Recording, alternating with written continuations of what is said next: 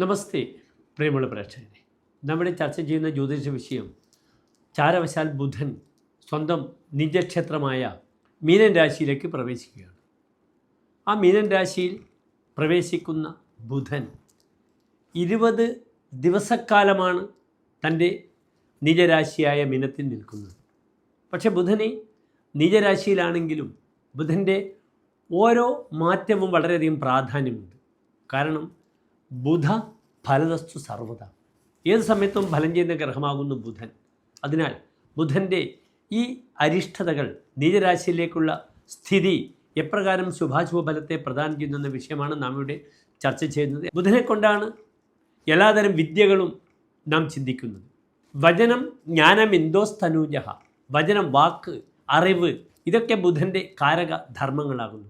ബുധനെ കൊണ്ടാണ് വിദ്യയുമായി ബന്ധപ്പെടുന്ന എല്ലാ പ്രവർത്തനങ്ങളും, ടെക്നിക്കലായ സ്റ്റഡീസ്, പ്രിൻറ്റിങ് മുതൽ എല്ലാ മേഖലകളിലും ഒക്കെ ചിന്തിക്കുന്നത്. ഫോറൻസിക്കുമായി ബന്ധപ്പെടുന്ന സ്റ്റഡീസിനൊക്കെ തന്നെ ബുധൻ ജ്യോതിഷത്തിൽ നല്ല സ്ഥാനത്തായിരിക്കണം. ഈവൻ ഒരു ജ്യോതിഷിക്ക് ബുധൻ നല്ല സ്ഥാനത്താണെങ്കിൽ മാത്രമേ നന്നായി ഫലപ്രവചനം നടത്തുവാൻ കഴിയുകയുള്ളൂ. അത്രത്തോളം ബുധൻ ദ ഇൻ്റലക്ച്വൽ പ്ലാനറ്റ് എന്നാണ് വിശേഷിപ്പിക്കപ്പെടുന്നത്.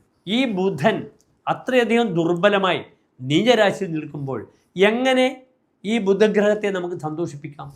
ഓം ലക്ഷ്മി നരസിംഹ മൂർത്തയേ നമഃ എന്താകുന്നു ആ ശക്തമായ നരസിംഹ മന്ത്രം. ഓം ലക്ഷ്മി നരസിംഹ മൂർത്തയേ നമഃ.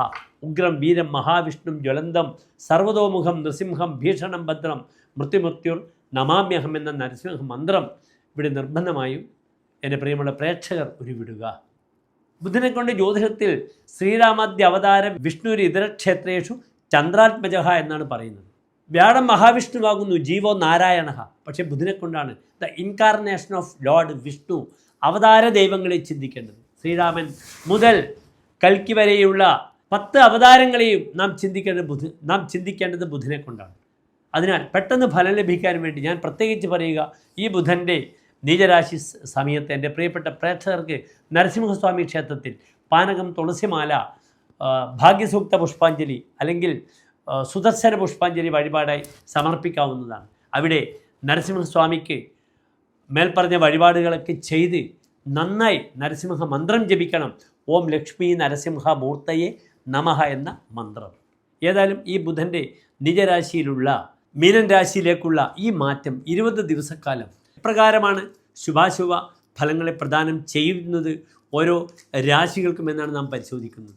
ബുധൻ 2026 ഏപ്രിൽ മാസം 10-ാം തീയതി മുതൽ ഏപ്രിൽ മാസം 30-ാം തീയതി വരെയുള്ള 20 ദിവസക്കാലമാണ് നീചരാശിയിലേക്ക് പ്രവേശിക്കുന്നത്. മീനമാസം 27-ാം തീയതി മുതൽ മേടമാസം 17-ാം തീയതി വരെയുള്ള 20 ദിനങ്ങൾ.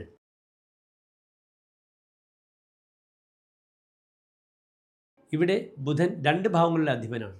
ഒന്ന് മീനൻ രാശിക്കാർക്ക് അവരുടെ 4-ാം ഭാവം, അമ്മാവന്മാർ, ഭൂമി, വാഹനം, ഇതൊക്കെ ചിന്തിക്കേണ്ട ഭാവമാണ്. ഇവിടെ അധോമുഖ രാശി ആരൂഢമാണ്. മീനൻ രാശിക്കാർ വളരെ ശ്രദ്ധിക്കണം. 2 വീലറിലൂടെ യാത്ര, വാഹനാപകടം ഉണ്ടാകും, അശ്രദ്ധമായി ഡ്രൈവ് ചെയ്യാൻ പാടില്ല. പിന്നീട് 7-ാം ഭാവാധിപന് ദാമ്പത്യം ചിന്തിക്കേണ്ടുന്ന ഗ്രഹം കൂടിയാണ്. ദാമ്പത്യത്തിലെ അരിഷ്ടതകൾ ഉണ്ടാകും. ഗ്രഹം നീചസ്ഥനാണ്. ഭാവാധിപൻ ഭാവത്തിലേക്ക് നോക്കുന്നുണ്ട്, പക്ഷേ ഗ്രഹത്തിന് ബലമില്ല. അതിനാൽ ദാമ്പത്യ വിഷയത്തിലുള്ള അരിഷ്ടതകൾ ശ്രദ്ധിക്കണം. വീട്ടിലുള്ള കലഹങ്ങൾ, പ്രയാസങ്ങൾ നോക്കണം. ഇവിടെ ലഗ്നത്തിലെ ബുധൻ എല്ലാ അരിഷ്ടതകളെയും സാധാരണ മാറ്റും. ബുധോ മൂർത്തികോ മാർദ്യത് അന്യരിഷ്ടം, അരിഷ്ടതകളെ മാറ്റുമെന്നാണ് പറയുന്നത്. പക്ഷേ ഗ്രഹം നീചസ്ഥനാണ്, ഗ്രഹത്തിന് ബലമില്ല. നീചഗ്രഹേ അധപ്പതനം സ്വവൃത്തേ, താൻ കാരണം അധപ്പതനം സംഭവിക്കും. ദൈന്യം, ദീനത, ദുരാചാരം, വേണ്ടാത്ത ആചാരങ്ങളിലൊക്കെ പോയി ചാടും. ഋണാപ്തിമാഹുഹു, കടപ്പെട്ടു പോകും. നീചാശ്രയം, ഒരിക്കലും ആശ്രയിക്കാൻ പാടില്ലാത്തവരെ ആശ്രയിക്കും. കീകടദേശവാസം, ദേശം വിട്ട് ദൂരത്തെവിടെയും പോയി താമസിക്കേണ്ടി. ഭൃത്യത്വം, പലപ്പോഴും താൻ ഭൃത്യനെ പോലെ ജീവിക്കേണ്ടി വരും. തൻ്റെ പേഴ്സണാലിറ്റി അതിനെ പുറത്ത് കാണിക്കാൻ പറ്റില്ല. അതാണ് ദുശ്ചികിത്സാഭവന്തി. മറ്റുള്ളവർക്ക് വേണ്ടി സേവിക്കുക, അവരുടെ പ്രശ്നങ്ങൾ തീർക്കുക, പക്ഷേ സ്വന്തം പ്രശ്നങ്ങൾക്ക് പരിഹാരമുണ്ടാകില്ല. അതിനാൽ അന്യരുടെ പ്രശ്നങ്ങളിൽ വളരെയധികം താല്പര്യത്തോടുകൂടി ഇങ്ങ് ഇറങ്ങിയാൽ താൻ ബുദ്ധിമുട്ട് അനുഭവിക്കും. അത് പ്രത്യേകം ശ്രദ്ധിക്കുക. ഇവിടെ നിർബന്ധമായും വഴിപാടുകളൊക്കെ ചെയ്യുക. പൂർവികമായ സ്വത്ത്, ഭൂമി വിൽപ്പനക്കൊക്കെ വളരെ അനുകൂലമാണ്. സ്വത്ത് നഷ്ടപ്പെടുക. അതിനാൽ ചിലർ ഡൈവേഴ്സിനൊക്കെ ശ്രമിക്കും. അതിനും ഈ സമയത്ത് നല്ലതാണ്. ദമ്പതികൾ പരസ്പരം അകന്നു പോകുന്നൊരവസ്ഥ വരും. ഡൈവേഴ്സ് പെറ്റീഷൻ ചെയ്യാനോ അല്ലെങ്കിൽ ഡൈവേഴ്സ് സർട്ടിഫിക്കറ്റുകൾ കൈവശം കിട്ടുവാനൊക്കെ അനുകൂലമായ സമയമാണ്. പ്രാർത്ഥന നിരതരാവുക. പ്രാർത്ഥനകളൊക്കെ ഞാൻ സൂചിപ്പിച്ചു കഴിഞ്ഞു. നന്ദി, നമസ്തേ.